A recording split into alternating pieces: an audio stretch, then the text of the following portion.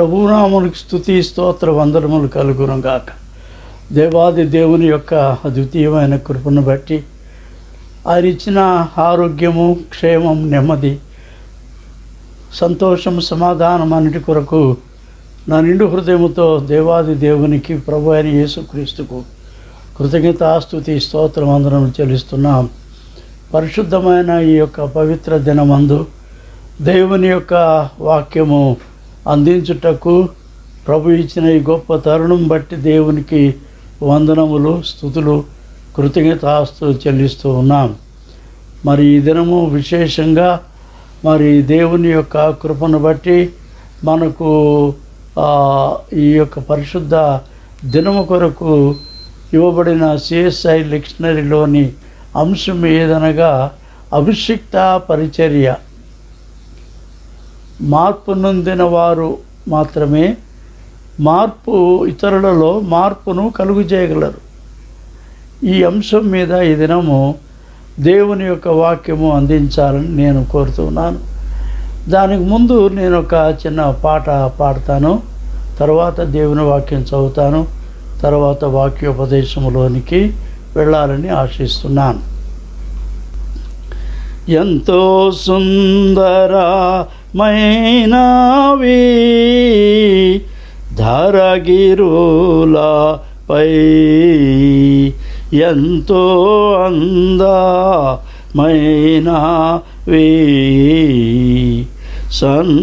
సంతతంబు పరమ జనకు ప్రేమను దెల్ప సంతసమందుచు సరిగా ప్రకటన చేయా, అంతటను పని భూని ప్రభున చెంతముగా ప్రకటించి వసుధన అంతమగు శుభవార్త జాటే వింతయగు బోధకులపా. ఎంతో సుందరమైనవి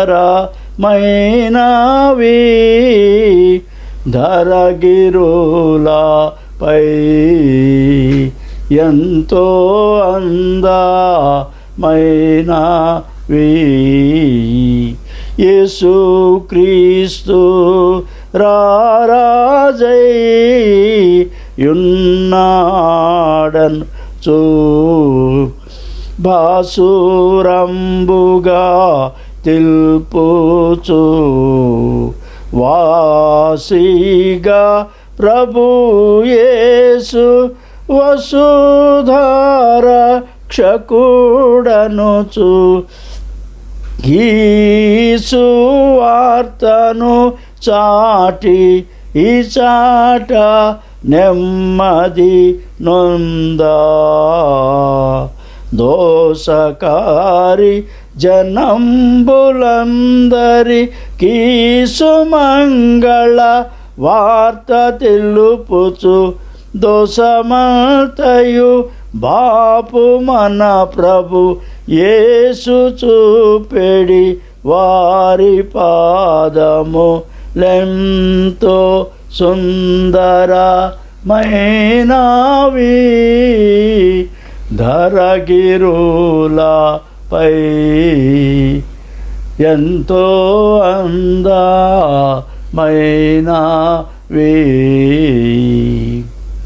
ఇదము కొరకు ఏర్పరచబడిన సువార్త పాఠము పరిశుద్ధ యోహాను సువార్త 21వ అధ్యాయం 15వ వచనము నుండి కొన్ని వచనాలు. వారు భోజనము చేసిన తరువాత యేసు సీమోను పేతురును చూచి, యోహాను కుమారుడైన సీమోను, వీరికంటే నీవు నన్ను ఎక్కువగా ప్రేమించున్నావా అని అడుగగా అతడు, అవును ప్రభువా, నేను నిన్ను ప్రేమించున్నానని నీవే ఎరుగుదువని ఆయనతో చెప్పాను. యేసు, నా గొర్రె పిల్లలను మేపుమని అతనితో చెప్పాను. మరలా ఆయన, యోహాను కుమారుడైన సీమోను, నీవు నన్ను ప్రేమించున్నావా అని రెండవసారి అతనిని అడుగగా అతడు, అవును ప్రభువా, నేను నిన్ను ప్రేమించున్నానని నీవే ఎరుగుదు అని ఆయనతో చెప్పాను. ఆయన, నా గొర్రెలను కాయుమని చెప్పాను. మూడవసారి ఆయన, యోహాను కుమారుడైన సీమోను, నన్ను ప్రేమించున్నావా అని అతనిని అడిగాను. నన్ను ప్రేమించున్నావా అని మూడవసారి తన్ను అడిగినందుకు పేతురు వ్యసనపడి, ప్రభువా, నీవు సమస్తము ఎరిగినవాడు, నిన్ను ప్రేమించున్నానని నీవే ఎరుగుదు అని ఆయనతో చెప్పాను.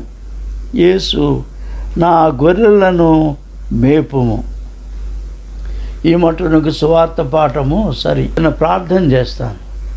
కృపామేడవైన మా పరలోకపు తండ్రి, దయగల మా యేసు రక్షక, నీ పరిశుద్ధమైన దివ్యమైన పుణ్య బంగారు పాదములకు వందనములు, స్తుతులు, స్తోత్రములు చెల్లిస్తున్నాం. దేవాది దేవా, ప్రభువులకు ప్రభువా, రాజులకు రాజువైన దేవా, నిత్యుడవుగు తండ్రి, సమాధానకర్తయగు దేవా, ఆశ్చర్యకరుడా, ఆలోచనకర్త, బలవంతుడవైన దేవా, మీ పరిశుద్ధ పుణ్యమైన నామమునకు స్తుతులు, స్తోత్ర, వందనములు చెల్లిస్తున్నాం.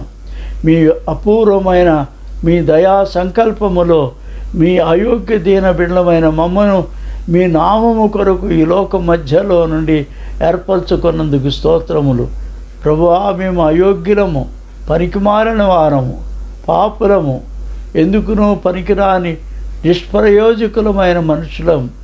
ఆయనను నీవెంతో కనికరముతో, ఎంతో ప్రేమతో నీ నామమును ఈ లోకములో ప్రకటించుటకు, ప్రభు అయిన యేసు క్రీస్తును గూర్చిన సువార్త లోకములో ప్రకటించుటకు మాకు అనుగ్రహించిన ఈ గొప్ప తరుణమును బట్టి ప్రియ ప్రభువా, మీకు వందనములు చెల్లిస్తున్నాం. ఈ వాక్యము ద్వారా అనేక మంది ఆశీర్వదించబడినట్లు వారి హృదయ నేత్రములు తెరవండి. వారు ప్రభువును రక్షకుడైన యేసును తమ స్వకీయమైన రక్షకునిగా అంగీకరించి రక్షణ పొందుటకును, పరిశుద్ధాత్మ చేత నూతనపరచబడి, నూతన వ్యక్తులుగా మార్చబడి, అభిషేకించబడి, నీ నామమును లోకములో ప్రకటించు సామర్థ్యమును పొందినట్లు కృప దయచేయు. ఈ దినపు నీ వాక్యము ద్వారా నీ బిడ్డలతో మీరు మాట్లాడుమని యేసు పుణ్య నామమును బట్టి మిక్కిలి వినముతో ప్రార్థిస్తున్నాను పరమ తండ్రి. ఆమేన్. ఈ లోకంలో మనము రకరకాలైన మనుషులను చూస్తూ ఉంటాం. ముఖ్యంగా మనము గమనించేది ఏది అంటే, మనుషులలో చాలామంది నిజదేవుని ఎరుగక, సత్యదేవుని ఎరుగక, జీవాధిపతి అయిన యేసుక్రీస్తు ప్రభు రక్షకుడని తెలియక, వారి యొక్క స్వకీయ దురాశల వలన మనుషులు రకరకములైన దుష్టత్వము, దుర్మార్గత, పాపక్రియలు చేస్తూ ఈ లోకములో తమ యొక్క నడవడిని చెడగొట్టుకొని ఉన్నారు. లోకంలో మనం చూస్తే మనుషులలో స్వార్థము బాగా పెరిగిపోయింది. వారిలో ఈ కామ, క్రోధ, లోభ, మద, మోహ, మత్సరము మున్నగు ఈ అరిషడ్ వర్గాలు, ఈ 6 దుష్టమైనటువంటి గుణలక్షణాలతో మనుషులు తమ యొక్క ప్రవర్తనలో, తమ యొక్క జీవిత విధానములో ఎన్నో చెడ్డ కార్యములు చేస్తున్నారు. స్వార్థాభిలేషతో విస్తారమైన ధనము కూర్చుకున్నటే తమ జీవిత లక్ష్యమని కొంతమంది భావిస్తున్నారు. అవకాశం దొరికితే, అధికారంలోకి వస్తే మరి భూమి విస్తారంగా సంపాదించాలని భూదోపిడీ చేస్తూ ఉన్నారు. బలహీనులైన వారిని, మరి జ్ఞాన వివేకము లేని వారిని, బీదలను కనికరించకుండా వారి కలిగిన యావత్తును దోచుకుంటున్నారు. ఈ దోపిడీ సమాజం మధ్య మనుషుల జీవితాలు చాలా దుష్టత్వములో ఉన్నాయి. వారి యొక్క మాటలు గర్వము, అతిశయం, అహంభావం మున్నగు వాటితో నిండిపోయింది. స్వార్థాపేక్షులై మనుషులు బింకములాడుతూ ఉన్నారు, డంబములు చెప్తున్నారు. ఇటువంటి పరిస్థితుల్లో వీరిని ఎందుకు ఇలాగ వీరున్నారంటే దేవుని విరోధి అయిన సాతాను అపవాది తన దుష్టత్వమును వీరి ద్వారా ఈ లోకములో ప్రదర్శిస్తూ ఉన్నాడు. అనగా ఒక విధంగా చెప్పాలంటే ఈ మనుషులందరినీ సాతాను బహుబలంగా వాడుకుంటున్నాడు. దేవుడు తను ఏర్పరచుకున్న వారికి ఇచ్చేది అభిషేకం, కానీ సైతాను అపవాది మనుషులకు ఇచ్చేది కేవలము వారిని ఆవహించి వారిలో దుష్టగుణాలు కలుగజేసి వారిని మరి సాతాను యొక్క స్వకీయ దురాశలు నెరవేర్చడానికి వాడుకుంటున్నాడు. కాబట్టి మనుషులలో ఈ దినాలు మనం చూస్తున్నదంతా ఏంటంటే స్వకీయమైన దురాశలు ఎక్కువైపోయినాయి, దోపిడీ ఎక్కువైపోయింది. మనుషులను ఏమాత్రం కూడా వారు మనుషులుగా గుర్తించడం లేదు. మానవత్వం నశించిపోతూ ఉంది.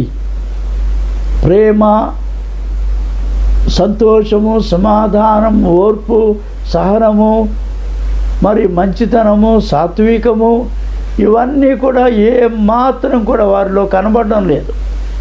ఇటువంటి పరిస్థితుల్లో సాతానీయమైన క్రియలు విస్తారముగా మనుషులు ఈ లోకంలో చేస్తూ ఉన్నారు. ఇటువంటి దుష్ట సమాజమునకు ఏమి అవసరము అంటే వారిలో మార్పు రావాలి, వారిని మార్చాలి. ఎవరు మారుస్తారు? ఈ మార్పు అనేది ఎవరి వలన సాధ్యమవుద్ది? ఎవరు చేయగలరు?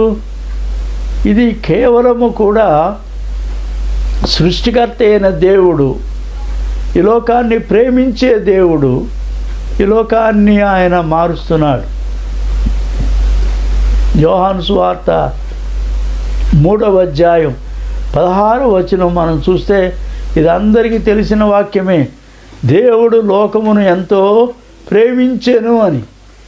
ఎటువంటి లోకాన్ని ప్రేమిస్తున్నాడంటే బహు దుష్టత్వముతోనూ దుర్మార్గతతో అతిశయం, ఆడంబరము, మరి స్వార్థము, బహు నీచ గుణములతో నిండిపోయిన ఈ మానవ సమాజాన్ని దేవుడు ప్రేమిస్తూనే ఉన్నాడు. ఎంత ఔన్నత్యమైన ప్రేమ దేవునిది! దేవుని విడిచి దేవునికి దూరంగా పారిపోతున్న ఈ ప్రపంచాన్ని, ఈ మానవాళిని దేవుడు ఎంతో ఆప్యాయంగా తన దగ్గరకు తీసుకోవాలని, తన కౌగిట్లోకి తీసుకోవాలని, ప్రేమతో వారిని ఆలింగనం చేసుకోవాలని చేతులు చాపి వారి కొరకు ఆయన ప్రేమతో వెతుకుతూ ఉన్నాడు. ప్రేమతో వారిని చేరదీయడానికి దేవుడు ఎంతో సిద్ధంగా ఉన్నట్టు కనిపిస్తూ ఉంది. దేవుని ప్రేమను అర్థం చేసుకోకుండా, ప్రేమకు అందకుండా దూరముగా పారిపోతున్న మానవ సమాజం దుష్టత్వంలోనికి, దుర్మార్గతలోనికి, కీడు చేయటంలోనికి, మరి ఇతరమైన అనేక అవలక్షణాలతో నిండిన ఈ దోపిడీతో నిండిన ఈ మానవ సమాజంలో మనం సైతాను యొక్క ప్రాబల్యమే ఎక్కువగా చూస్తున్నాం. ఇటువంటి పరిస్థితిని మార్చడము కేవలము దేవునికే సాధ్యం. అందుకే దేవుడి లోకములోనికి తన ప్రియకుమారుడైన యేసుక్రీస్తును మానవ శరీరధారిగా, మానవ అవతారములో ఈ లోకములోనికి దేవుడు దిగి వచ్చినాడు. ఒక మనుష్యుడుగా ఈ లోకములోనికి ఆయన వచ్చి మానవ రక్తమాంసములలో పాలువాడై ఈ లోకములో మంచి మనుష్యుడు, దేవుడు మెచ్చుకోదగిన మంచి మనుష్యుడు, ఎలాగూ జీవించాలో, దేవునికి అంగీకారమైన మనుష్యుడు ఏ విధంగా బ్రతకాలో ఆయన యేసుక్రీస్తు ప్రభు ఈ లోకములో బ్రతికి జీవించి ఒక మాదిరిని ఆయన చూపించాడు. యేసుక్రీస్తు ప్రభువే అనేకులను మార్చినాడు. గొప్ప గొప్ప విద్యావంతులను కాదు, గొప్ప గొప్ప జ్ఞానము, గొప్ప తెలివితేటలు, గొప్ప వంశములో, గొప్ప కులములో, గొప్ప వ్యవస్థలలో ఉన్నటువంటి వారిని కాదు, కానీ అతి సామాన్యమైన మనుషులను యేసుక్రీస్తు ప్రభువు తను దగ్గరకు చేర పిలిచినాడు. చేపలు పట్టుకునేవారు సముద్ర తీరంలో చేపలు పడుతూ అక్కడ ఏమీ దొరకక సంతోషము లేకుండా, మనస్సులో ఏ విధమైన మరి ఆనందము లేకుండా ఆ ఒడ్డున కూర్చుని ఆ దోణెల దగ్గర వలలు కడుక్కుంటూ వాటిని బాగు చేసుకుంటూ చాలా విచారగ్రస్తులైన మనుషులు అక్కడ ఉన్నారు. అటువంటి జాలరుల దగ్గరికి యేసు ప్రభు వారు వెళ్ళారు. వారిని పిలిచారు. వారిని పిలిచి దగ్గరకు రమ్మని పిలిచి వారికి చెప్పాడు, చేపలు దొరికినాయా అన్నాడు. అబ్బే ఏం దొరకలేదండి, రాత్రి అంతా కష్టపడ్డాం కానీ అస్సలు చేపలు దొరకలేదు. ఏం చేయాలో, ఇప్పుడు మేము ఎట్లా బతకాలో అర్థం కావడం లేదు అని వారు అన్నారు. యేసుప్రభు వారు చెప్పారు, మీ ధోనిని కొంచెం లోపలికి నడిపించి ఈ కుడి తట్టున వల వేయండి అన్నాడు. వారికి తెలిసింది ఏంటంటే ఈ నజరేయుడైన యేసు ఒక వడ్రంగి వాని కుమారుడిగా ఉన్నాడు. ఈ వడ్రంగి అతను ఈ చేపలు ఎక్కడ ఈ సమయంలో పడతాయని ఎలా చెప్పగలుగుతాడు? వాస్తవానికి చేపలు రాత్రిపూట ఎక్కువగా దొరుకుతాయి, కానీ రాత్రంతా శ్రమపడ్డాం కానీ ఏం దొరకలేదు. పగటి వేళ ఈ చేపలు అస్సలు పడవు. కానీ ఈ వడ్రంగి ఆయన ఎలాగో చెప్తున్నాడు, వల వేయండి, చేపలు పట్టండి అని.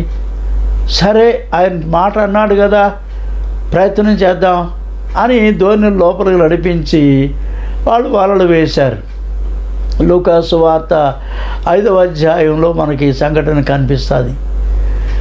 వారు వలలు వేసి చేపలు వలలు నిండా చేపలు పడి ఆ చేపలు వలలతో నిండిపోగా వలలు పిగిలిపోనంతగా విస్తారమైన చేపలు. అప్పుడు ఆ చేపలన్నీ ధోనిలో నింపేశారు. ఇంకా చేపలు పడుతున్నాయి వలల్లో. తమ యొక్క సహచరులు అక్కడ ఉన్నారు ఒడ్డున, వారికి సంజ్ఞలు చేశారు, మీరు కూడా రండి, మీరు కూడా రండి, మనం చేపలు పడదాం, చేపలు పడుతున్నాయి ఇప్పుడు అని చెప్పి పిలిస్తే వారు కూడా వచ్చారు. వారి ధోనిలో కూడా వారి వలలు వేశారు. 2 దోణెలు నిండా మునుగునట్లుగా చేపలు, గొప్ప చేపలు పండి ఆ చేపలన్నీ ఒడ్డున పోస్తే పెద్ద చేపల రాశి అయింది. అప్పుడు అందులో పెద్దవాడుగా ఉన్న ఈ సీమోను అనేటటువంటి ఆయన ఈ పట్టిన చేపల రాశిని చూచి చాలా ఆశ్చర్యపోయాడు. ఆయన అంతకు ముందే తన సోదరుడైన ఆంద్రేయ ఈ యేసు ప్రభువును ఆయనకు పరిచయం చేశాడు. ఈయనే మెస్సియా, రాబో క్రీస్తు, ఈయనే దేవుని కుమారుడు, ఈయనే అని పరిచయం చేస్తే అలాగా ఆహా అన్నాడు. కానీ అప్పుడు ఆయన్నేం పెద్దగా అంగీకరించలా. కానీ ఈ పట్టిన చేపల రాసి చూశాక యేసుక్రీస్తు ప్రభు నిజంగా దేవుని కుమారుడే, ఈ లోకానికి దేవుడు వాగ్దానం చేసి పంపిస్తారని చెప్పిన మెస్సియా, అభిషిక్తుడైన క్రీస్తు ఈయనే అని అంగీకరించాడు. అప్పుడు అన్నాడు, ప్రభువా, నేను పాపాత్ముడైన మనుషుణ్ణి, నేను నీ దగ్గర ఉండడానికి యోగ్యుడిని కాదు అని చెప్పని చాలా వినయంగా ఆ మాటలు చెప్పాడు. కానీ యేసుప్రభు అన్నారు, ఈ చేపల రాశికి ఆశ్చర్యపోతున్నారు, మీరు నా వెంబడి రండి, నేను మిమ్మను మనుషులను పట్టు జాలరులుగా చేస్తా అన్నాడు. ఈ సామాన్యమైన జాలరులు యేసుక్రీస్తు ప్రభువును వెంబడించడం మొదలుపెట్టారు. తమ వలలు విడిచిపెట్టారు, తమ దోణలు విడిచిపెట్టారు, తమ వృత్తిని వదిలివేశారు, తమ భార్య పిల్లల్ని, తండ్రిని అందరినీ విడిచిపెట్టి యేసు ప్రభు వారిని వెంబడించడం మొదలుపెట్టారు. 3.5 సంవత్సరాలు ఆయన వెంబడించారు. ఈ 3.5 సంవత్సరాల్లో అనేకమైన అద్భుతాలు, సూచక్రియలు యేసు ప్రభు వారు చేశారు. అవి చేసినప్పుడు ఆయన చాలా ఆశ్చర్యపోయాడు. సీమోనును చూచి యేసు ప్రభు వారు చెప్పాడు మొట్టమొదటే, ఏమన్నా అంటే, యోనా కుమారుడైన సీమోను, నేను నిన్ను నీ పేరు మారుస్తున్నాను. ఇక నుంచి నీ పేరు సీమోను కాదు, నీవు పేతురు.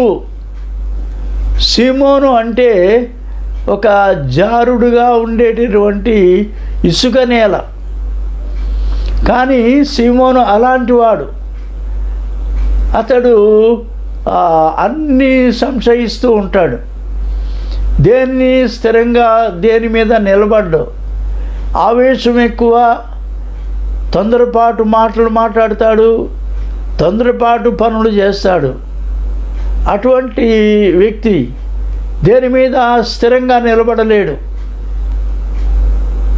It was a loose soil, అనగా బురదగా జారుడుగా ఉండేటటువంటి ఇసుక నేల, అటువంటి స్థితిలో ఉన్నాడు సీమోను. కానీ ప్రభువారు, యేసు ప్రభువారు ఆయన్ని పిలిచి, నీవు ఇక నుంచి సీమోను కాదు, నీవు పేతురు. పేతురు అనే మాటకు అర్థం ఏంటంటే ఒక పెద్ద రాయి, బండరాయి, కొండరాయి. ఈ కొండరాయి స్థిరంగా నిలబడుద్ది, దృఢంగా ఉంటుంది.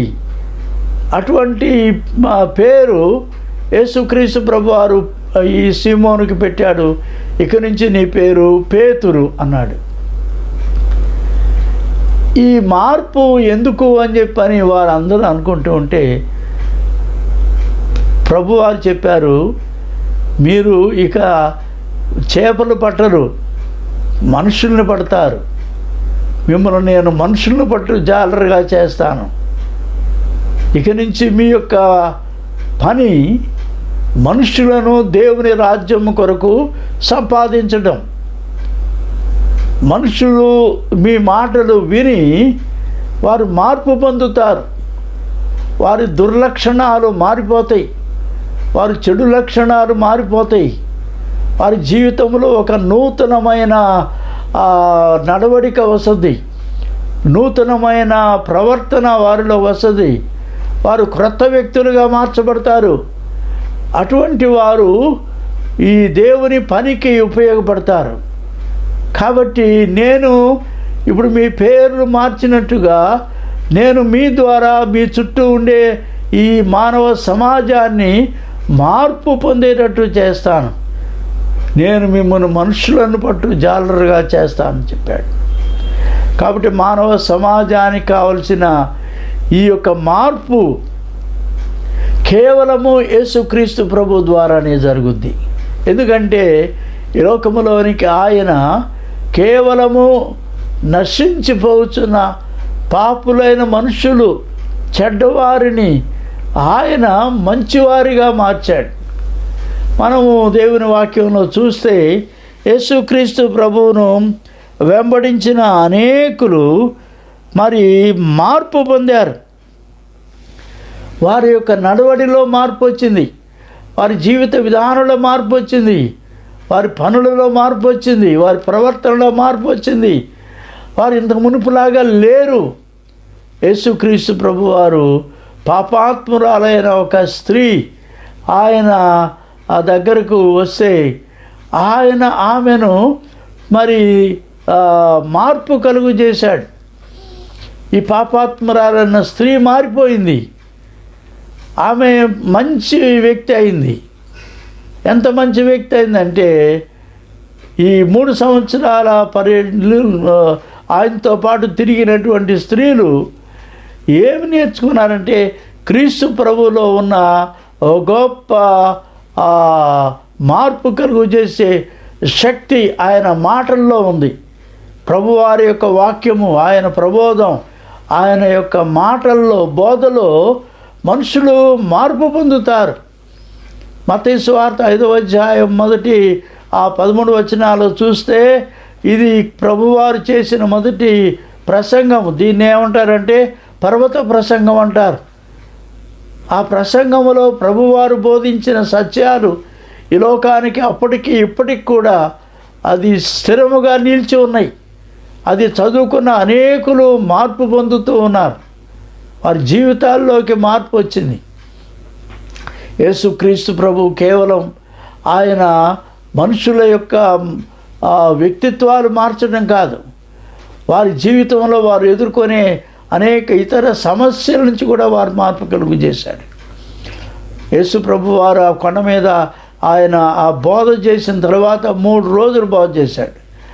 ఆ బోధ అయిపోయిన తర్వాత కిందికి దిగి వస్తూ ఉంటే ఒక కుష్ఠరోగి ఆ ప్రభు వారిని కలుసుకున్నాడు.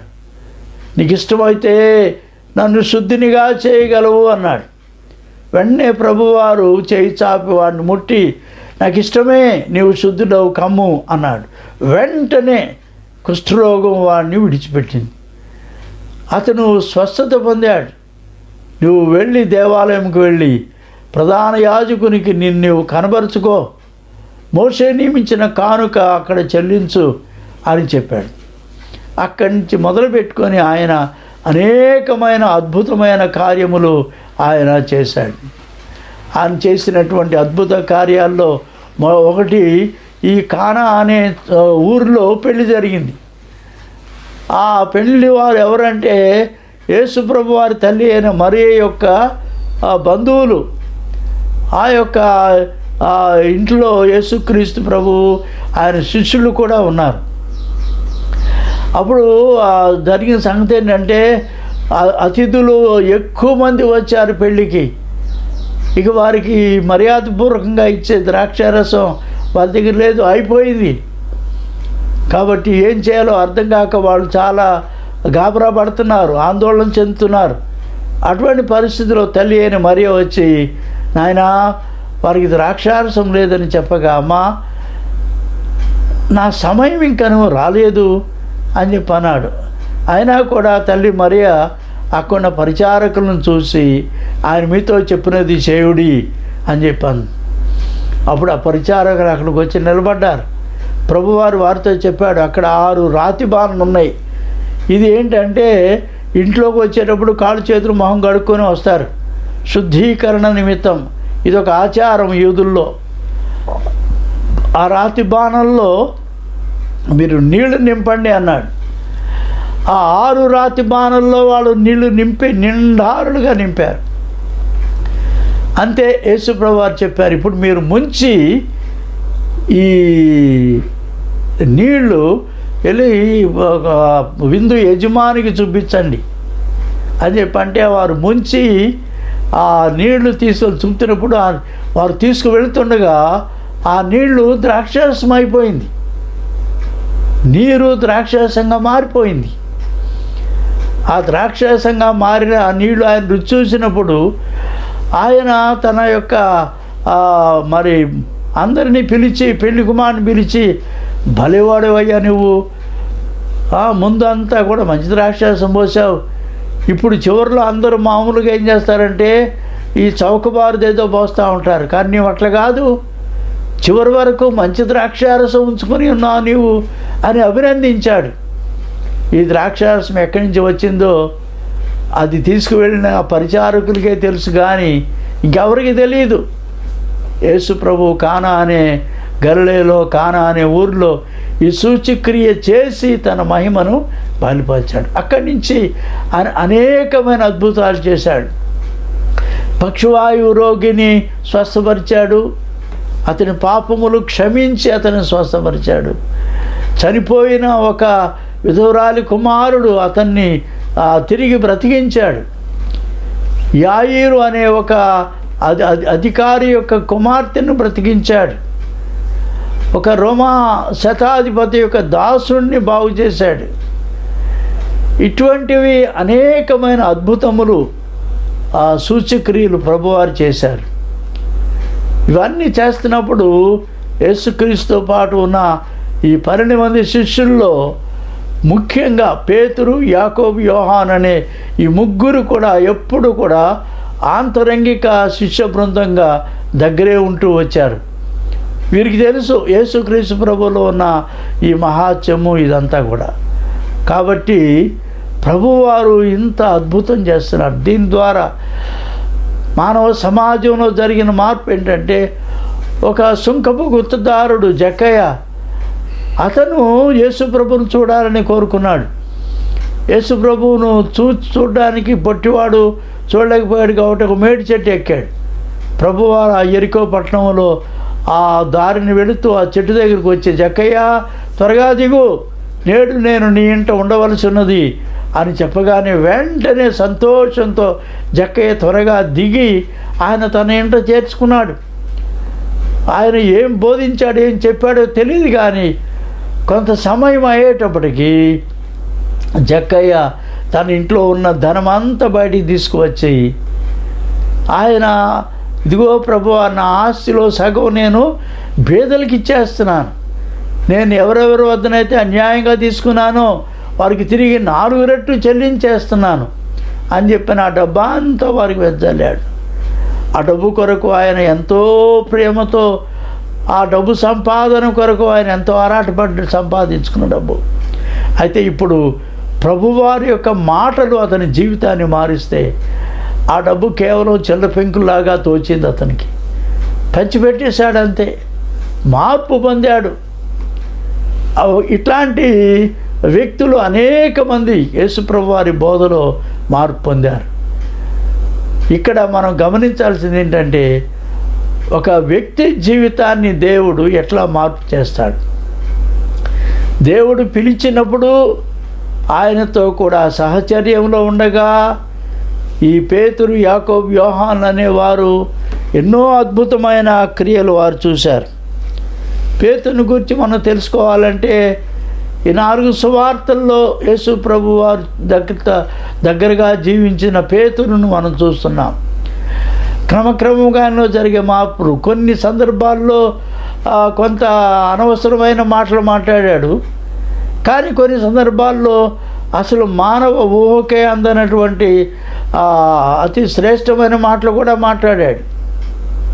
నేను ఎవరిని అని యేసు ప్రభు వారు అడిగితే, ఎవరినని జనులు చెప్పుకుంటున్నారంటే, నువ్వు రాబో ఏలియావు నువ్వు అనుకుంటున్నారు, ఒక ప్రవక్త అనుకుంటున్నారు, ఇట్లాగూ రకరకాల జవాబులు ప్రజలు అనుకుంటున్నాడు చెప్పారు. కానీ మీరు శిష్యులుగా మీరేమనుకుంటున్నారు అని చెప్పి అడిగితే శిష్యులు గబుక్కుని చెప్పలేకపోయారు. కానీ పేతురు వెంటనే నోరు తెరిచి చెప్పాడు, నీవు సజీవుడగు దేవుని కుమారుడవైన క్రీస్తువు, ఈ లోకానికి వచ్చిన మెస్సియావు నీవే అనే మాట చెప్పాడు సీమోను పేతురు. ఇది దేవుడు నీకు బయలుపరిచిన సత్యం ఇది అని చెప్పాడు. ఎప్పుడైతే ప్రభువు మెస్సియా అని, అభిషిక్తుడైన క్రీస్తు అని, ఈ లోకానికి పాపులను రక్షించడానికి వచ్చిన వాడని ప్రభువు బయలుపరుచుకున్నాడు, వెంటనే మరి అక్కడ పేతురుకి శిష్యులకు ప్రభువారు చెప్పాడు, నేను ఈ పని చేయడానికి ఎన్నో శ్రమలు అనుభవించాలి, మనుష్య కుమారుడు చాలా శ్రమలు పొందాలి, హింసింపబడాలి, దూషించబడాలి, సిలువ వేయబడాలి, మరణించి నేను 3వ దినమున తిరిగి లేచుదును అని చెప్పాడు. అయితే పేతురుకు ఈ అద్భుతాలు, ఈ క్రియలు ఇవన్నీ చాలా బాగున్నాయి. అంచేత ప్రభువా, నీకు అటువంటి స్థితి రాకూడదు, నీవు శ్రమలు పొందకూడదు, సిలువ మరణం నీకు తగదు అని చెప్పంటే వెంటనే ప్రభు ఆయన్ని గద్దించాడు. సాతానా అనే వెనుకకు పో అన్నాడు. వాడిని గద్దించాడు. ఇవి నేను పొందకపోతే ఈ లోకానికి రక్షణ రాదు అని చెప్పాడు. ఒకసారి పేతురు, యాకోబు, యోహాను వెంట పెట్టుకొని ఆయన కొండ ఎక్కి అక్కడ ఆయన రూపాంతరము చెందాడు. ఆయన ముఖము, ఆయన ప్రార్థన చేస్తుండగా ఆయన యొక్క ముఖ వర్చస్సు చాలా వెలుగుతో నింపబడింది. ఆయన వస్త్రములు బహు తెల్లగా మారిపోయినాయి. అప్పుడు ఈ ఆకాశంలో నుంచి మోషే, ఏలియా అని వారు వచ్చి యేసుక్రీస్తు ప్రభువుతో సంభాషిస్తూ ఉన్నారు. ఆ దర్శనం చూచిన తర్వాత పేతురు, యాకోబు, యోహాను, పేతురు అన్నాడు, ప్రభువా మనం ఇక్కడే ఉండిపోవడం మంచిది, బాగుంది, పరలోకంలో ఉన్నట్టుగా ఉంది ప్రభువా, మనం ఇక్కడే ఉండిపోదాము, నీకొకటి, ఏలియాకొకటి, మోషేకొకటి 3 పర్ణశాలలు నేను ఇక్కడ కడతాను అని చెప్పానంటే ప్రభువారు చెప్పాడు. అప్పుడు ఆ మేఘం వచ్చి వారిని తీసుకుపోయిన తర్వాత దేవుడు మేఘంలోంచి ఒక స్వరం వినపడింది, ఈయన నా ప్రియకుమారుడు, ఈయన మాట మీరు వినుడి అని ఒక శబ్దము ఆ మేఘంలో నుంచి వచ్చినప్పుడు వారు ఆ మాట నమ్మి వారి కిందకు వచ్చారు. ఇట్లా అనేకమైన అద్భుతాలు పేతురు యేసు ప్రభు వారితో ఉండి చూశాడు. కాబట్టి సువార్తలలో ఉన్న పేతురు కొన్నిసార్లు చాలా చక్కగా మాట్లాడేవాడు, కొన్నిసార్లు చాలా తెలివి తక్కువగా తొందరపడి నోటికి వచ్చినట్టు మాట్లాడేవాడు. ఎందుచేతనంటే అతనిలో ఇంకా సరి అయిన విశ్వాస స్థిరత రాలేదు, ఆత్మీయ స్థిరత రాలేదు. ఇంకా అతను కేవలం మరి ఊరినే కదిలిపోయే బురద మట్టిలాగానే ఇసుకలాగానే ఉన్నాడు. కానీ క్రమక్రమముగా మనం చూస్తే ఈ పేతురు జీవితంలో యేసుక్రీస్తు ప్రభు వారి మీద ఉన్న ప్రేమ, ఆయన సిలువకు తీసుకుని వెళ్ళబడతా ఉంటే రోమా సైనికులు దూరంగా ఉండి వెంబడిస్తూ ఉన్నాడు. ఆయన పిలాతు మందిరంలోకి తీసుకెళ్ళినప్పుడు కూడా అక్కడ కూడా వెంబడించాడు. అక్కడే ప్రభువారు చెప్పాడు, నువ్వు ఈ రాత్రే నన్ను ఎరగనని 3 సార్లు బొంకుతావు అని చెప్పాడు. అబ్బే నేను అస్సలు బొంకను, నేను చావలసి వచ్చినను మీ కొరకు ప్రాణం పెడతా, కానీ నేనైతే మిమ్మల్ని ఎరగనని చెప్పనన్నాడు. కానీ యేసుప్రభు వారు పిలాతు మందిరంలో అక్కడ ఒక దోషిగా నిలబెట్టారు, ఆ న్యాయ తీర్పు నిలబెట్టారు. ఆయన తల మీద ముండ్ల కిరీటము, ఆయన చాలా హింసించారు, కొరడాలతో కొట్టారు, వీపంతా కూడా కొరడా దెబ్బలు చాళ్ళుగా తేలిని. ఆయనను చాలా ఉమ్మివేశారు, అపహసించారు, గుద్దారు, చాలా హేళనగా మాట్లాడారు. యేసుక్రీస్తు ప్రభువును వెంబడించగా వచ్చిన పేతురు దూరంగా ఉండి చూస్తున్నాడు. ఆయన అక్కడక్కడ లోపలికి వస్తున్నప్పుడు అందరూ కొంతమంది అడిగారు. ఒక పరిపిల్ల అడిగింది, నువ్వు గలిలేడు కదా, ఆయనతో పాటు ఉన్నాడు కదా అంటే, బేబే ఆయన ఎవరో నాకు తెలియదు అని పేతురు మొదటిసారి పొంకాడు. తర్వాత అక్కడ చలి కాచుకుంటా ఉంటే రోమా సైనికులు వాళ్ళ దగ్గరికి వెళ్ళి అక్కడ వాళ్ళతో పాటు చలిమంట దగ్గర కూర్చున్నాడు. అక్కడ కూడా వారు అడిగారు, నిన్ను చూస్తుంటే నువ్వు ఆయనతో పాటు తిరిగిన వాళ్ళలాగా కనిపిస్తున్నావు అని చెప్పానంటే, అబ్బే నాకు తెలియదు, ఆయన ఎవరో తెలియదు, నేను ఆయన వెంబడించలేదు, ఆయన నాకు తెలియదు అని 2వ పొంకాడు. ఆ తర్వాత ఇంకెవరో ఆ నడవాలో వెళ్తుంటే, నువ్వు అతని శిష్యుడివే, ఆయన వెంబడించిన వాడివే అని చెప్పి అనేటప్పటికీ, అబ్బే కాదు, ఆయన నాకు తెలియదు, ఆయన నేను ఎరగను అని చెప్పి అన్నాడు. ఈ 3 సార్లు పేతురు పొంగిన తర్వాత తెల్లవారుతుంది, కోడి కూసింది. ప్రభువు చెప్పాడు, కోడి కోయిక మునుపు 3 సార్లు నన్ను ఎరగనని బొంకుతాను అని. అలాగే జరిగింది. పేతురు జీవితంలో ఇది ఒక గొప్ప అనుభవం. అది అయిన తర్వాత చాలా బయటికి వెళ్ళి బహుగా సంతాపపడి ఏడ్చాడు, పశ్చాత్తాపడి ఏడ్చాడు. అయ్యో 3.5 సంవత్సరాలు ఆయనతో తిరిగాను, ఆయన బోధలు విన్నాను, ఆయన అద్భుతాలు చూశాను, ఆయన ఎరగనని వంకానే అని చెప్పని చాలా దుఃఖపడ్డాడు, చాలా విచారగ్రస్తుడయ్యాడు, పశ్చాత్తాపడ్డాడు. పేతురు యేసుక్రీస్తు ప్రభు వారిని సిలువ వేసి ఆయన సమాధి చేసిన తర్వాత 3వ దినమున ఆయన మొట్టమొదట మగ్దలేని మరి యొక్క ప్రభువారు ఆ సమాధిలో మరణమును జయించి, సమాధి జయించి, సాతానును జయించి, సర్పము తల చితికదొక్కి ఆయన తిరిగి పునరుత్థానుడై మొట్టమొదట మగ్దలేని మరి కనపడ్డాడు. ఆయన చెప్పాడు ప్రభు, ఆయన కొరకు వచ్చిన స్త్రీలకు అక్కడ దేవదూతలు ఉండి ఆ సమాధిలో చెప్పారు, ఆయన ఇక్కడ లేడు, ఆయన లేచి ఉన్నాడు అనే సంగతి చెప్పారు. కాబట్టి వీరందరూ వెళ్ళి మేడగదిలో అక్కడ తలుపులు మూసుకొని దాక్కొని కూర్చున్న ఈ శిష్యులకు మిగతా వారందరికీ చెప్పారు, ఆయన సమాధిలో లేడు, ఆయన లేచి ఉన్నాడని వారు చెప్తున్నారండి. నిజమా? ఆయన సమాధిలో ఆయన శవం లేదా అని చెప్పని పేతురు, యోహాను వీళ్ళిద్దరూ గబగబా బయటికి వెళ్ళి పరిగెత్తుకొని ఆ సమాధి తోటకు వెళ్ళారు. వెళ్తే సమాధి రాయి మూసివేయబడిన పెద్ద రాయి దొర్లించబడి ఉంది.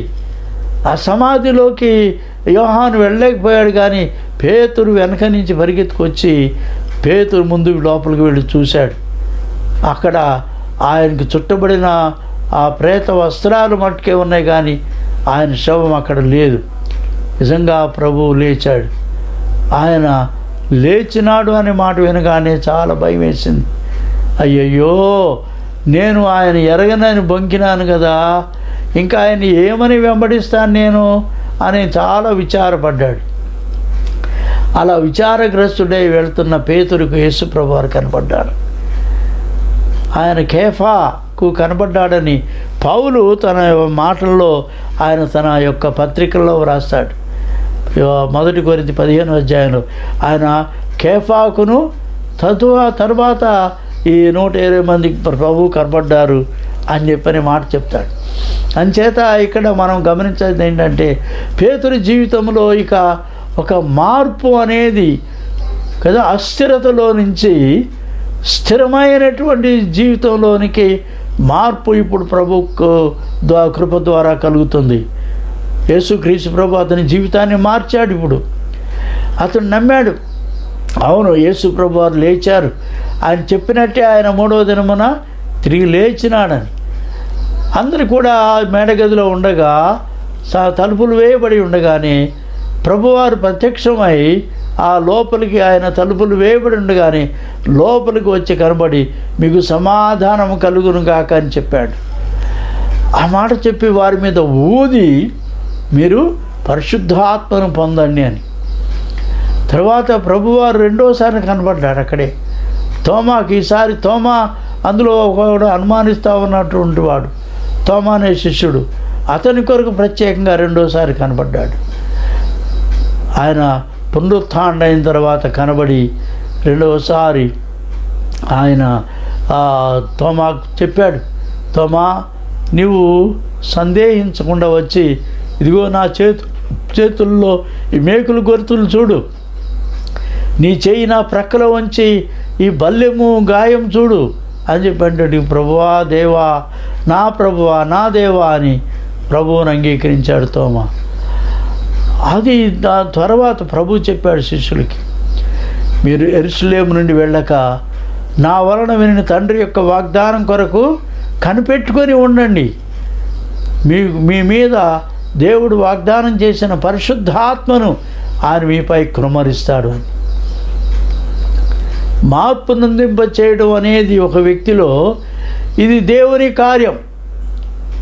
ప్రభు అయిన యేసు ఆయన బోధలు మనుషులను కొంత మారిస్తే వారిని స్థిరమైన మార్పులోనికి, వారి జీవితాల్లోనికి క్రొత్త జీవితం. అందుకనే పౌలు రాస్తాడు కొరింథీ పత్రిక 2 కొరింథీ 5:17లో, కాగా ఎవడైనను క్రీస్తునందున్న యెడల వాడు నూతన సృష్టి, సమస్తము క్రొత్తవాయను అని. యేసు ప్రభు వారు మారుస్తాడు ఆయన క్రీస్తులోనికి వస్తే, క్రీస్తు దగ్గరకు వస్తే.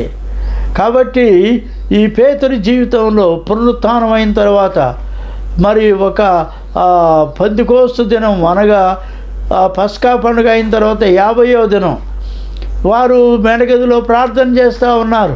10 రోజులు పట్టు విడవకుండా ఉపవాస ప్రార్థన చేస్తున్నారు. అప్పుడు పైనుంచి దేవుడు పరిశుద్ధాత్మను వారిపై కుమ్మరించాడు.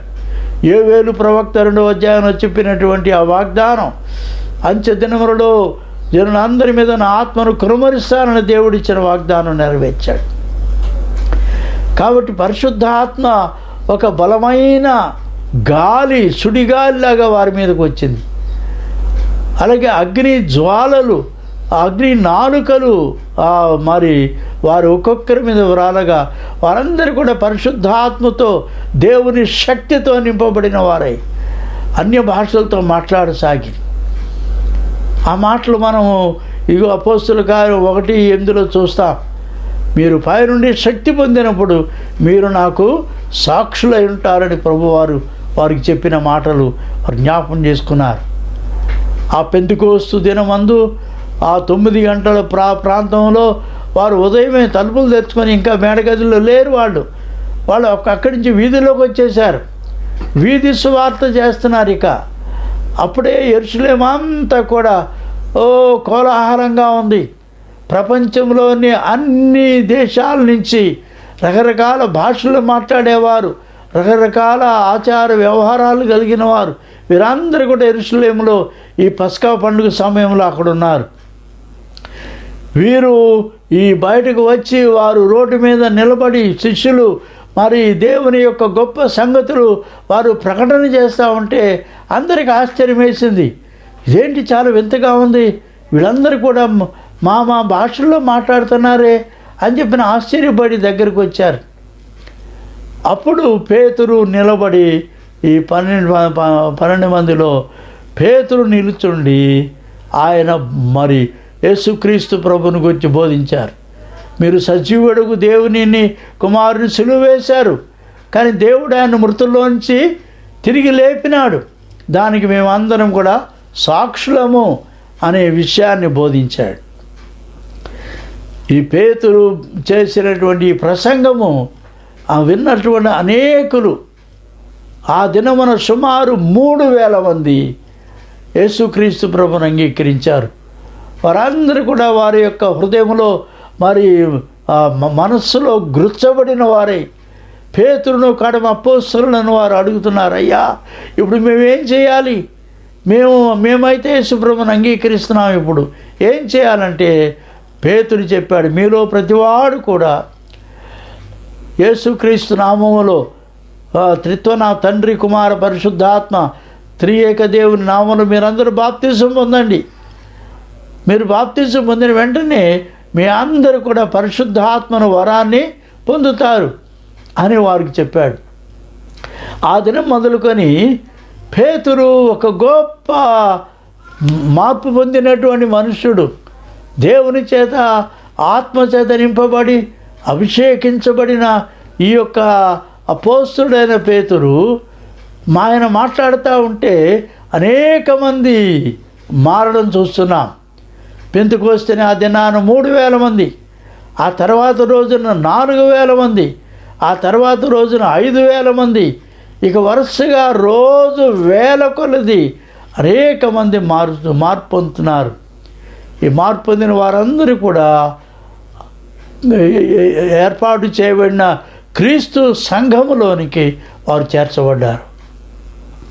ఆదిమ క్రైస్తవ సంఘం అలాగ ఏర్పడింది. దానికి ముఖ్య నాయకుడిగా ఈ అపోస్తలుడైన పేతురు ఉన్నాడు. ఆయన మరి సువార్తను చాలా దీక్షగా, ఆసక్తిగా, చాలా శ్రద్ధగా బోధిస్తూ ఉన్నాడు. అపోస్తలుల బోధ అక్కడ మనం అపోస్తల కార్యములో చూస్తే 4 విషయాలు కనిపిస్తాయి.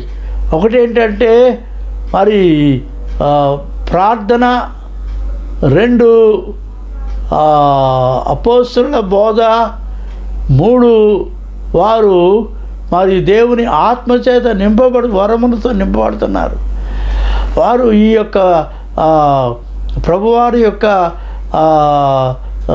శిలువ మరణాన్ని జ్ఞాపం చేసుకుంటూ రొట్టె విరుచుట అనగా ప్రభురాత్రి భోజన సంస్కారాన్ని ఆచరిస్తున్నారు.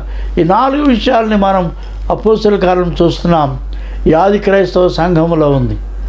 ఈ సంఘమును గూర్చిన మరి బాధ్యతతో అభిషేకించబడిన పేతురు తాను ఇతరులను మార్చుటకు దేవుడిచ్చిన శక్తిని బట్టి ఆయన సంఘమును కూడా క్రమపరుస్తూ ఉన్నాడు.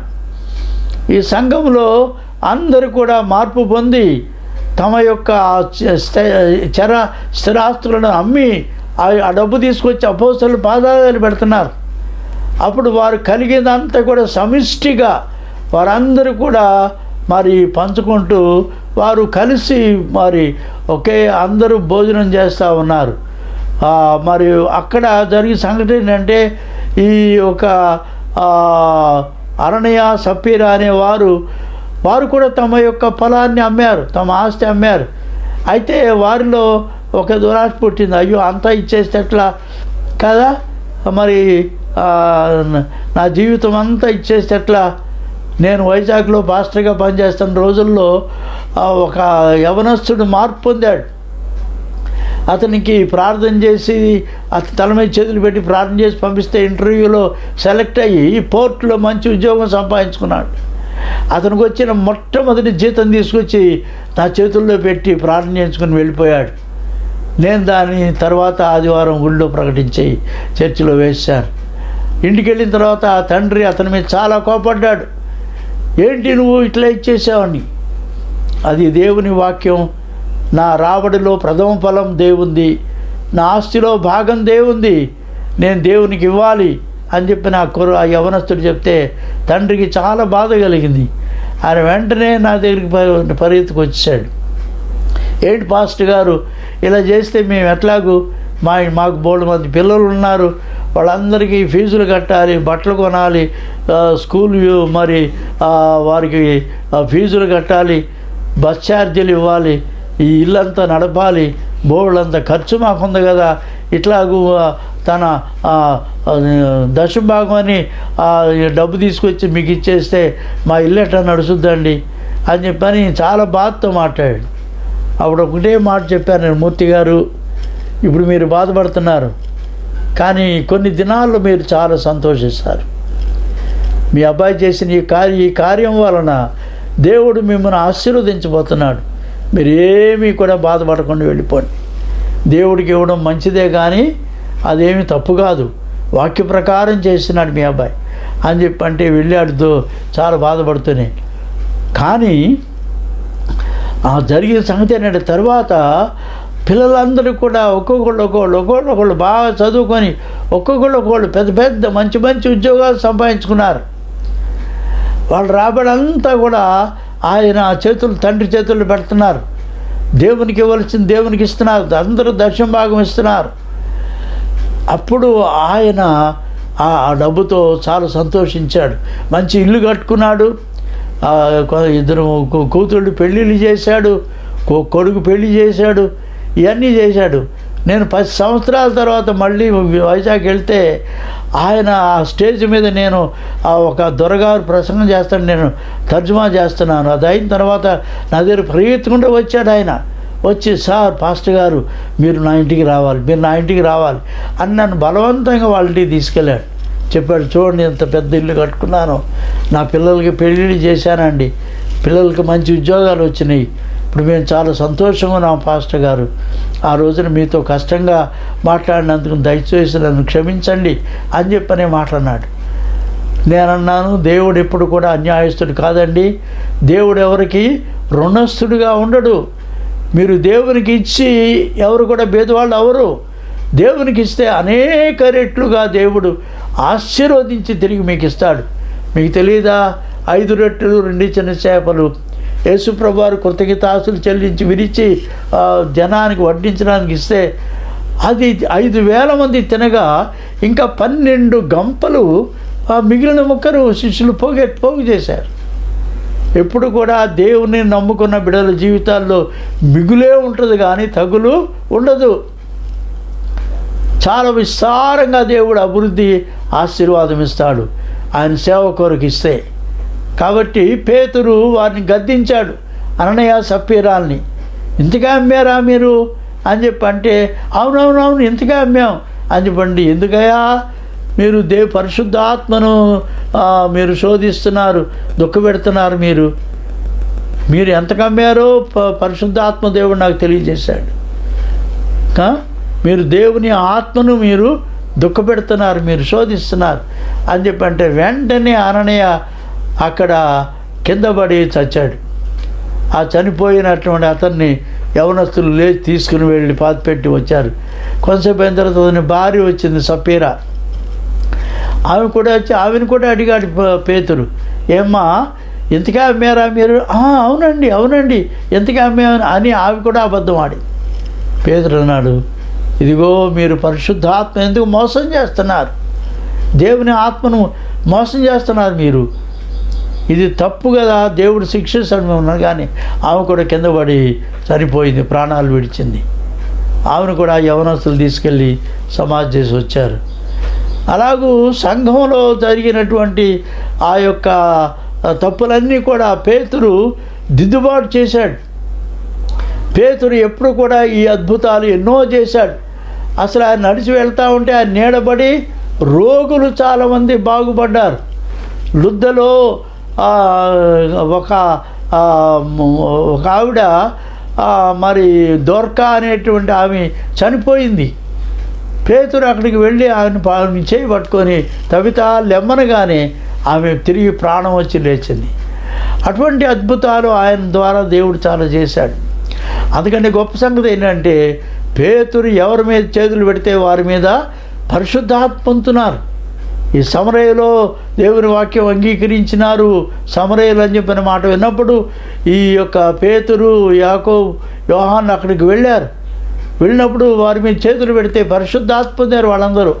అప్పుడు అక్కడున్న ఒక మ్యాజిక్ మ్యాన్, గారడి వాడైన సీమోన్ అనేవాడు వచ్చి, అయ్యా ఇది చాలా బాగుంది, ఇదిగో ఈ డబ్బు తీసుకోండి, నేను ఎవరి మీద చేతులు పెడితే వాళ్ళు పరిశుద్ధాత్మ పొందాలి, ఆ వరం కొంచెం అమ్మేయండి, నాకు ఆ వరం కూడా నాకు అమ్మండి అని చెప్పి అడిగాడు. పేతురు అన్నాడు, నీవు దేవుని విరోధిగా నీవు మాట్లాడుతున్నావు, నీ వెండి నీతో నశిస్తుంది, నీవు దేవుని యొక్క వరమును డబ్బుతో కొనాలని ఆశిస్తున్నావు కనుక ఈ డబ్బు ఇక నీవు దాంతోపాటు నీవు డబ్బు నశిస్తుంది, ఇప్పటికైనా నీవు మారు మనసు పొందు అని చెప్పి అంటే వెంటనే అతడు పశ్చాత్తాపడ్డాడు. అయ్యా నేను తెలియక చేశాను, నన్ను క్షమించండి అని చెప్పని అతడు దేవుణ్ణి వేడుకున్నాడు. అలాగూ పేతురు జీవితంలో ఎన్నెన్ని అద్భుతాలు దేవుడు పేతురు ద్వారా చేయించాడు. ఎందుకంటే పేతురు ఒక మార్పు పొందిన అభిషిక్తుడైన దేవుని బిడ్డ, దేవుని సేవకుడు. అలాగూ ఆయన యొక్క బోధలో, ఆయన సేవలో, ఆయన చేసిన అద్భుత కార్యాల్లో అనేక మంది వేల కొలదిగా మార్పు పొందారు. అటువంటిది ఈ యొక్క పేతురు ద్వారా చివరిగా ఒక రోమా శతాధిపతి మారాడు. కొర్నేలి అనే అతను, ఇటలీ పటాలనున్న ఒక శతాధిపతి కొర్నేలి. ఆయన చాలా మంచి భక్తిపరుడు, ప్రార్థనాపరుడు. ప్రార్థన చేసుకుంటా ఉన్నాడు. యేసు ప్రభు వారి మాటలు విని ఆయన మార్పు పొంది ఆయన ప్రార్థన చేస్తున్నాడు. కానీ దేవదూత కనబడి చెప్పింది, కొర్నేలి, నీ యొక్క ప్రార్థనలు, నీ ధర్మకార్యాలు అన్నీ కూడా దేవుడు ఎదుట జ్ఞాపకార్థం ఉంచబడి, కానీ నీవు రక్షణ పొందాలంటే నువ్వు వెళ్ళి ఇదిగో సీమోను అనే పేతురు అక్కడ యొప్పేలో ఉన్నాడు, నీ యొప్పేకి మనుషులను పంపి ఆ సీమోను పేతురుని ఇక్కడికి పిలిపించుకో. ఆయన చెప్పి ఏ మాటల వల్ల ఆయన నీకు చెప్తాడో ఆ మాటల వల్ల నీవు రక్షణ పొందుతావు. కాబట్టి ఆ దేరికి పంపంటే కొర్నేలి తన సేవకులను పంపించాడు. వాళ్ళు అయితే అక్కడ ఈ పేతురుకు ఒక అనుమానం ఏంటంటే, నేను ఎంతకీ యూదుల మధ్య సేవ చేస్తున్నాను, కానీ అన్యజనులకు నేను కాదు సేవ చేసేది అనుకుంటూ ఉన్నాడు. అన్యులు వారిని పెద్దగా యూదులు లెక్క చేసేవాళ్ళు కాదు. వాళ్ళు ఈ మన దేశంలో ఎట్లయితే బ్రాహ్మిన్స్, నాన్ బ్రాహ్మిన్స్ ఉంటారో అలాగే బ్రాహ్మిన్స్, నాన్ బ్రాహ్మిన్స్ అంటుకోరు, తినరు, చేయరు. అలాగే యూదులు కూడా చాలా మడి సంస్కారం, నిష్ట కలిగిన వాళ్ళు అన్యుల్ని ఎవరిని కూడా ముట్టుకోరు, వాళ్ళతో కూర్చొని తినరు. అయితే దేవుడు పేతురుకు యొప్పేలో ఒక దర్శనం చూపించాడు. ఆ దర్శనం ద్వారా పేతురు మారాడు. అవును, వారు కూడా దేవుని యొక్క రక్షణ సువార్త వినడానికి అర్హులే. వారు కూడా క్రీస్తు రక్షణ వారు పొందాలి. వారి కొరకు కూడా క్రీస్తు సిలువలో చనిపోయినాడు. మన లోకమంతటి కొరకు, మనుషులందరి కొరకు క్రీస్తు మరణం లోకమంతటి కొరకు, మనుషులందరి కొరకు ఆయన ఒక్కడు చనిపోయాడు. ఆ మరణము, ఆయన చిందించిన రక్తము, అనేకులకు విమోచన కలుగజేస్తుంది అనే సత్యాన్ని ఆయన తెలుసుకొని కొన్నేళ్ళు ఇంటికి వచ్చినప్పుడు కొన్నేళ్ళు ఆయన పాదాలను పెడితే లేదు లేదు లేదు నువ్వు లేగు, నేను కూడా నీ వంటి మనుషుడిని. అప్పుడు ఎందుకు పిలిపించావంటే చెప్పాడు, ఇట్లా సంగతి దేవుడు నిన్ను పిలుచమని చెప్పాడు. అవును, దేవుడు పక్షపాతి కాడు. దేవుడు యేసు క్రీస్తు ప్రభు అందరికీ ప్రభువు, ఆయన అందరికీ రక్షకుడు.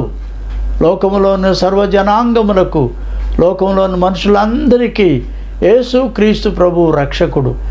ఒకడు క్రీస్తు ద్వారా రక్షణ పొందితేనే కానీ పరలోక రాజ్యంలోకి వెళ్ళలేరు.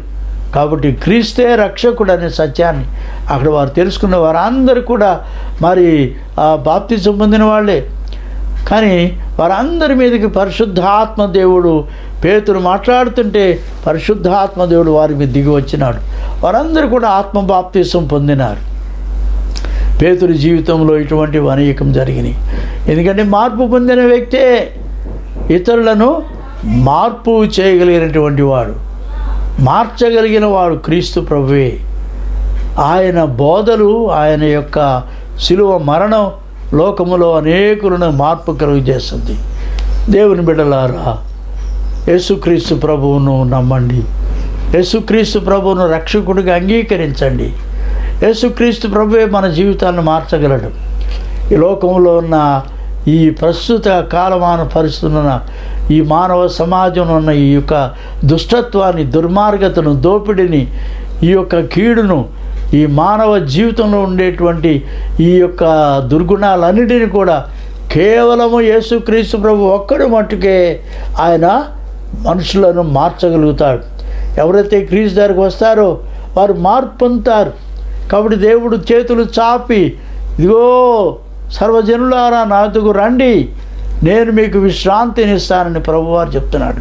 నా దగ్గరకు రండి, నేను మీకు రక్షణ ఇస్తాను, నాతో కూడా మిమ్మల్ని పరలోకానికి తీసుకుని వెళ్తాను. నేను నీ యుగ యుగములు కూడా మనము ఆ తండ్రి యొక్క ఇంట, దేవుని రాజ్యములో మనము స్థిర నివాసముగా ప్రభు తండ్రి అయిన దేవునితో ఉంటాం. పరలోకములో ఆ గొప్ప సంతోషంలో మనం పాలు పొందుతాం. కాబట్టి ఈ దినము ప్రభు మనకిచ్చే సువార్త ఏంటంటే, క్రైస్తవులు పేరు క్రైస్తవులకు ఉంటే ఏం లాభం లేదు. విశ్వాసులు కేవలము మామూలు విశ్వాసం ఉంటే లాభం లేదు. కానీ మార్పు పొందాలంటే ప్రతివారు కూడా పరిశుద్ధాత్మ చేత నింపబడాలి. ఎందుకంటే పరిశుద్ధాత్మే ఒక వ్యక్తి జీవితాన్ని ఆయన మార్పు చేస్తాడు. He can change a person from a sinner to Saint. ఒక్క క్షణములో ఒక పాపి ఒక పరిశుద్ధుడిగా మార్చబడతాడు. శిలువలో యేసు ప్రభుతో పాటు వేలాడుతున్న ఒక నేరస్తుడు ప్రభువుని అడిగాడు, అయ్యా నీవు నీ రాజ్యంతో వచ్చినప్పుడు నన్ను జ్ఞాపం చేసుకున్నాడు, నేడు నీవు నాతో కూడా పరదైసులో ఉందువు అన్నాడు. ఒక పాపి వెంటనే రక్షణ పొందినాడు. వెంటనే యేసుక్రీస్తు ప్రభుతో పాటు పరదైసులోనికి వెళ్ళినాడు. కాబట్టి మార్పు కలుగజేయటం క్రీస్తు ప్రభు వారి మాటల్లో ఉంది. ఎందుకంటే దేవుని వాక్యము సజీవమైన వాక్యం, జీవము కలిగిన దేవుని మాటలు, మరి శక్తి కలిగిన దేవుని మాటలు ఒక వ్యక్తి జీవితాన్ని మారుస్తాయి, ఒక వ్యక్తి జీవితాన్ని వెలిగిస్తాయి, ఒక వ్యక్తి జీవితంలోనికి నూతన జీవితాన్ని తీసుకుని వస్తాయి. మార్పు కలుగు చేసేవాడు దేవుని ఆత్మ, పరిశుద్ధ ఆత్మ మనలను క్రొత్త వ్యక్తులుగా తయారు చేస్తాడు, నూతన సృష్టిగా తయారు చేస్తాడు. మన స్వభావం, మన నైజం, మన యొక్క దుర్గుణాలన్నీ పోయి మనము క్రీస్తు ప్రభు యొక్క ప్రేమతో నింపబడతాం. ప్రేమ, సంతోషము, సమాధానం, దీర్ఘశాంతం, దయాళుత్వం, ఆశానిగ్రహం, సాత్వికము, మంచితనము, విశ్వాసం అనే ఈ యొక్క ఆత్మ ఫలము అంటారు దీన్ని. ఈ ఆత్మ ఫలాన్ని మనము పొంది మరి దినదినము అంతకంతకు క్రీస్తు యొక్క వ్యక్తిత్వంలోనికి, ఆయన స్వారూప్యంలోనికి మనం ఎదుగుతుంటాం. వీఆర్ చేంజ్డ్ ఫ్రమ్ గ్లోరీ అంటూ గ్లోరీ. మనం మహిమ నుండి అధిక మహిమకు మనం మార్చబడతాం. క్రీస్తు వారి స్వారూప్యానికి మార్చబడతాం. ఆయన పోలికకు మనం మార్చబడతాం. పాపము చేసి ఆదామవ్వలు ఏ దేవుని స్వరూపము ఏ దేవుని పోలికతో చేయబడ్డారో పాపం చేసి అది పోగొట్టుకున్నారు. కానీ ఇప్పుడు యేసుక్రీస్తు ప్రభువును అంగీకరిస్తే నీవు దేవుని పోలిక దేవుని స్వరూపాన్ని తిరిగి పొందుతావు. పరలోక రాజ్యములో అక్కడ దేవుని రూపములో దేవుని పోలికలోనే నీవు అక్కడ నివసించగలవు. అది లేకుండా నీవు పరలోకంలో నివసించలేవు. పరలోకంలోకి నువ్వు ఏ మాత్రం కూడా అడుగు పెట్టలేవు. కాబట్టి ప్రియవారి దేవుని బిడ్డలారా, మీరు క్రీస్తుని అంగీకరించండి, ఆయన రక్షణను అంగీకరించండి, మారు మనసు పొందండి. పేతురు బోధంత అంతే. మీరు మారు మనస్సు పొంది పాప క్షమాపణ నిమిత్తం మీలో ప్రతివాడును యేసు క్రీస్తు నామమున బాప్తీసం పొందండి అన్నాడు. క్రీస్తు నామములో మనం బాప్తీసం పొందాం. పరిశుద్ధాత్మను వరము మనం పొందాలి. ఎందుకంటే మనలో మార్పు కలుగు చేసేవాడు, మనలో దినము కూడా మార్పు కలుగు చేసేవాడు పరిశుద్ధాత్మ దేవుడే. కాబట్టి ఆయన ఎల్లప్పుడూ కూడా మనతో ఉండుటకు అనుగ్రహించబడిన దేవుడు. God with us is God the Holy Spirit. ఆయన మనతో ఎల్లప్పుడూ ఉంటాడు. మన వ్యక్తిత్వాన్ని మారుస్తాడు. మన గుణలక్షణాన్ని, మన స్వభావ గుణములన్నింటినీ కూడా ఆయన మార్పు కలుగు చేస్తాడు. కాబట్టి మనం మార్పు పొందాలి. మార్పు పొందిన వ్యక్తులు మట్టుకే మార్చగలరు. ఏ వ్యక్తి అయితే ప్రభువును అంగీకరించి మారు మనసు పొంది మరి ప్రభు యొక్క కృపచేత దేవుని ఆత్మను కలిగి ఉంటారో వారు ఒక క్రీస్తు ప్రభుని గురించి ఒక మాట మాట్లాడితే చాలు, వారు మార్పు పొందుతారు. ఇక్కడ మేమున్న ఇంట్లో మా ఇంటి దగ్గర ఒక అమ్మాయి ఉండేది, బహు విగ్రహారాధికురాలు. ఆమె తను ఎప్పుడు కూడా మొహం అంతా పసుపు రాసుకొని పెద్ద బొట్టు పెట్టి విగ్రహారాధన చేస్తుండేది. కానీ ఆమెకు పిల్లలు లేరు. ఒక దురాత్మ వచ్చి ఆమెను ఎప్పుడు కూడా మంచం మీద కిందకు పడదోసి పారేసేది. అటువంటి స్థితిలో ఉన్న ఆమె మా ఇంటి పక్కనే ఉండేది.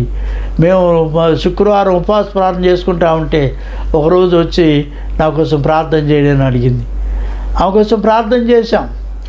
ఇట్లా నాకు పిల్లలు లేరు, నేను గొడ్రాలుగా ఉన్నాను, దయచేసి నా కొరకు ప్రార్థన చేయండి అంటే ఆ దినము ఆమె కొరకు ప్రార్థన చేశాం.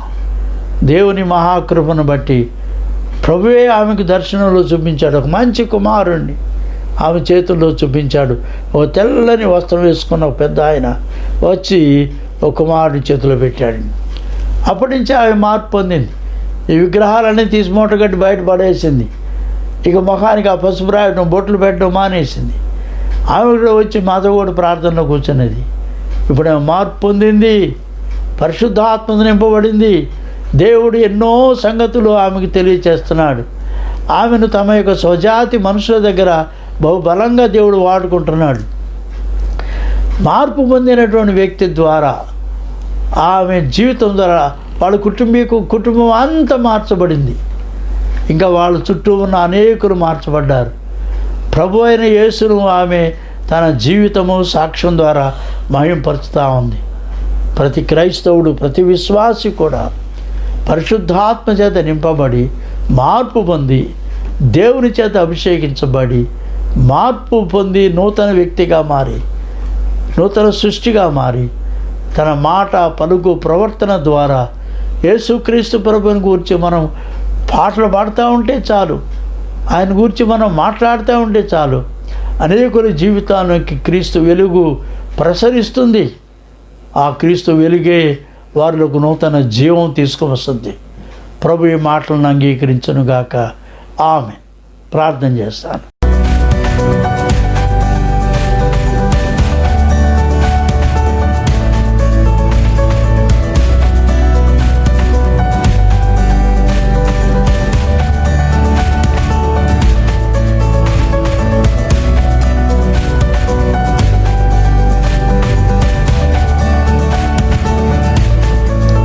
ప్రేమాస్వరూపుడైన మా ప్రియ పరలోకపు తండ్రి, కొన్ని కోట్ల ప్రజలలో ఉండి మీ నామం కొరకు మమ్మను నీ యొక్క జనాంగముగాను, నీ స్వకీయమైన బిడ్డలుగాను మీ యొక్క సువార్తను అంగీకరించి ప్రభు అయిన క్రీస్తు మరణము మా కొరకే ఆయన మరణించి మా పాపములను ఆయన క్షమించినాడని, మమ్మను రక్షించినాడని మేము నమ్ముచున్నాం.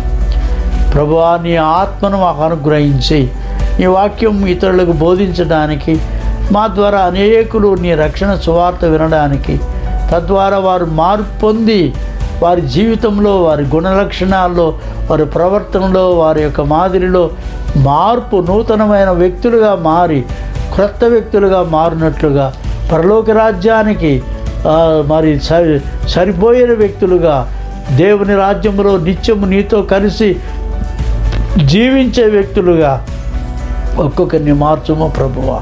ఈ వాక్యం ద్వారా, పేతురు జీవిత సాక్ష్యము ద్వారా నాయనా, బలహీనులమైన మమ్మను నాయన, అస్థిరతలో జీవిస్తున్న మమ్మను స్థిరమైనటువంటి అభిప్రాయంలోనికి, ఒక ఇసుక వంటి జీవితంలో ఉన్న పేతురు ఇప్పుడు రాయి వంటి జీవితానికి మార్చబడినట్టుగా స్థిరమైనటువంటి విశ్వాస జీవితంలో మమ్మల్ని మార్పు కలుగు చేయము.